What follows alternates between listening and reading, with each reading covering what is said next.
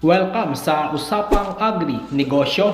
Mga ka-asenso, sa video po na ito ay ibabahagi ko po sa inyo ang aming 14-day-old piglets na ito at kung paano po ba kami nag-start magpakain rito at kung kailan kami nag-start magpainom ng Vitamin Pro at hanggang kailan po namin ito papainumin. Kita nyo naman sa katawan nila, sobrang bibilog. Pero bago yan, intro muna tayo. Agri-negosyo, Agri-asenso. This video is presented by Battlecock Livestock Product. Subok na at mabisa ang produkto dahil ang sangkap laging may dagdag sa presyong abot kaya.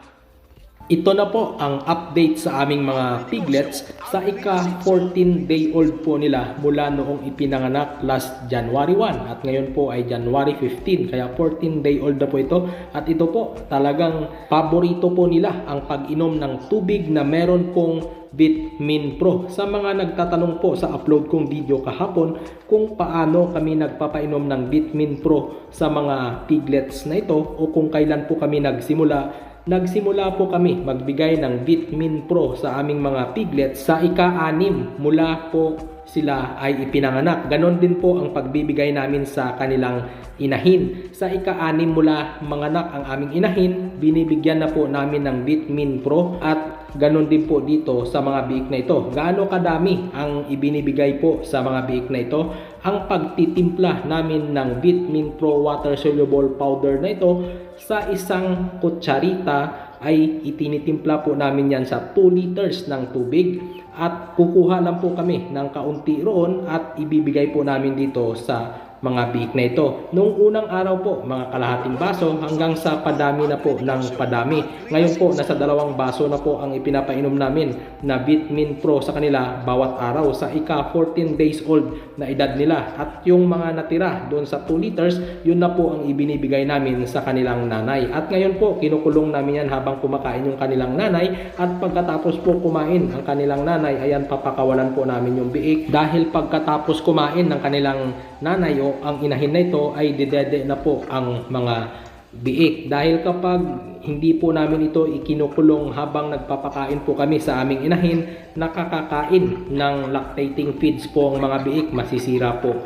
sila. Ayan po yung isa, nagsumbong po sa nanay dahil naagawan po ng dede ng mga malalaki na pong mga biik. Ang kukulit po ng mga biik na ito, sa dami po ng sobrang dede dyan o nipple, nag-aagawan pa po sila. Yung iba po kasi, nasanay na po sila kung saan sila dumede nung pinanganak sila. Hanggang ngayon, gusto nila yan pa rin yung nipple na kanilang pagdededean. Pero yung mga malalaki, bully na po dahil may timbang na po ito na almost 5 kilo. Yung iba po, sobra pa po sa 5 kilo. Ayan lang po yung aming program na ginagawa. Abangan nyo po yung i-update ko bukas kapag natuloy po ang pagkapon dito o pag-castrate sa mga biik na ito dahil may 4 po dyan na lalaki. At ito naman po na nakikita ninyo, ito po yung ginawa ng tiyuhin ko nung nakaraang linggo na water drinker. Pinatanggal ko po ito dahil nga po mali sa gilid po niya inilagay, na ikabit na niya bago tumawag yung aking tiyahin. At kaya kanina tinanggal po ng tiyuhin ko yung water drinker na yan dyan sa gilid at ililipat po yan sa harapan.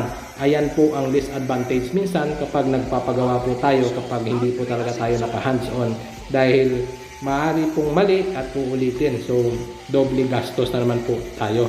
At ito na nga po, naikabit na ng tiyuhin ko sa harapan dahil yan naman talaga yung ideal na water drinker or nipple drinker para po sa mga inahin, para once na kumakain po ang inahin, ang tubig po ay nasa harapan na niya at madali na lang niya makuha. At ang purpose din po nito, hindi basta-basta nakakainom yung mga biik sa tubig na ibinibigay sa aming inahin. At ito po, ginagawa na ng tiyuhin ko yung paglilipatan namin ng mga biik after 30 days mula sila ay ipinanganak. Dito po ay may sukat po ito na 20 feet by 8 feet ang laki ng pig pen na ito. At kapag natapos na po, gagawan ko po ito ng hiwalay na video kung magkano po ang nagastos namin sa pig pen na ito na may sukat na 20 feet by 8 feet po ang lapad, para makakuha po kayo ng idea kung magkano po ang aming nagastos, para kung kayo po ay may plano na magpatayo din po ng ganitong pig pen. Simple lamang at alam po ninyo yung magagastos ninyo. Nakatipid po kami rito dahil sariling kawayan na po namin yan.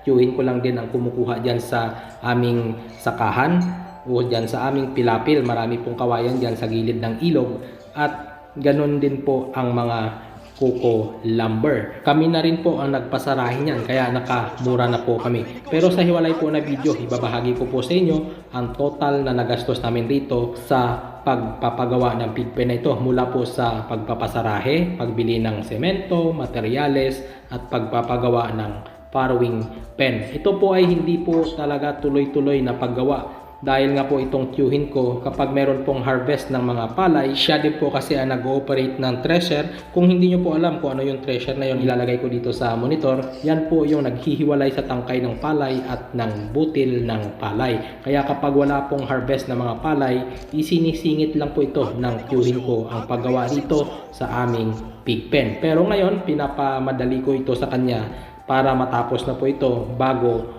ang end of this January 2024 para mailipat na po namin dito ang mga biik. Dahil sa ika 30 days, iwawalay na po namin ito sa inahin para makalipas lang ang isang linggo, magpapasampa po muli ang aming inahin. Tuloy-tuloy lang po dahil kapag nalipasan po ang inahin sa pagpapasampa, malaki na naman po ang ilulugi natin sa pagpapakain ng feed sa inahin. Kaya dapat tuloy-tuloy lang ang pagpapasampa. May tamang program po tayo para hindi po tayo malulugi. Ayan, maraming salamat po sa patuloy ninyong panonood ng aking mga video. God bless po sa ating lahat.